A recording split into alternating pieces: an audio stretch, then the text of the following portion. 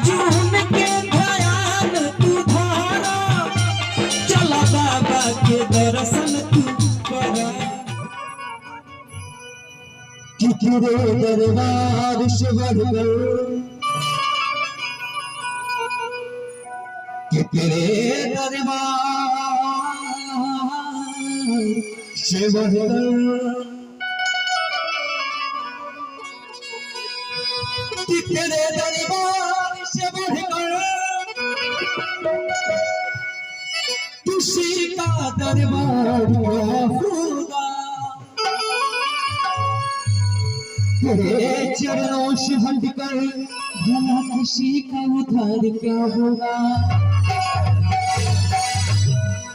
और देखिए इधर से हमारे भैया लोग इतना निमन निमन के सब लोग सुना दिले बड़े कि हम के जब ले हुना गावल जैसे में भैया कनी हमारे प्रकाश भैया कि जबे कोई फिल्मी तबे लोग फिल्मी ना तो सब लोग चल जाए घरे।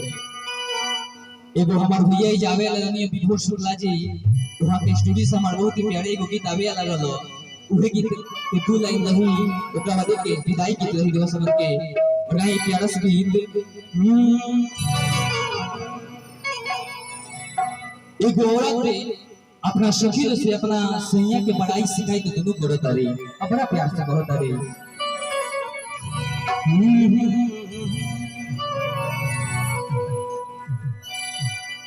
और अपना कहती अपना सैया जी से और चाचा जी हमनी के कहने बारे राजन जी गई ले तो पूजा हो जाता ना और चलिए वो हमनी के एक साथ में पहले बानी जा जन भाई के आज शादी होता जहाँ से वाइल वाली ओजन में हमारे घर है और समझी भी जनो बोलाओ वो जनो बोलाओ हम दोनों हिस्से वाले तो आई लेकिन बहुत प्यार से बड़ा कहले तू तो सेरा बाग में जाके दिए सोना तू तो सेरा बाग में जाके कि भूला जाइबा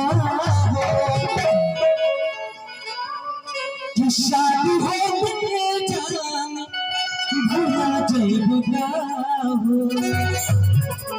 देखो बड़ा प्यार से कहलो तू हमारा खोटा से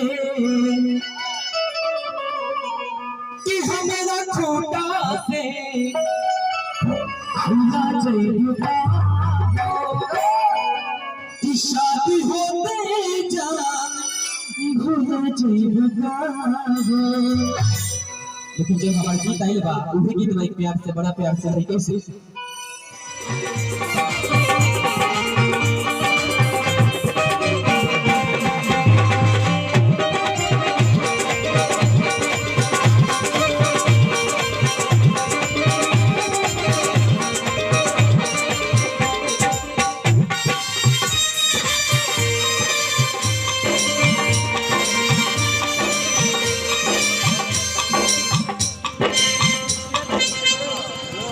हरी बात लाइक बा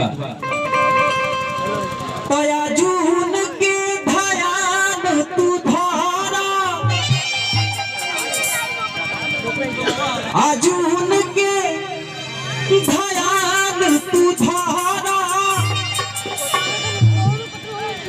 चल बाबा के दर्शन तू करा। आजून के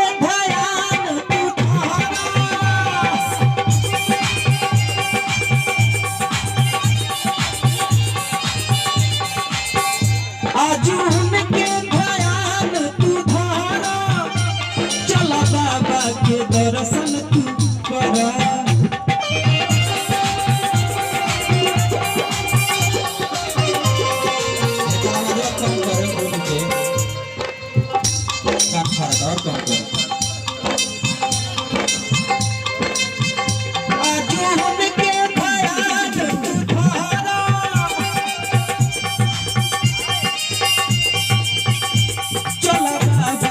दर्शन तू करा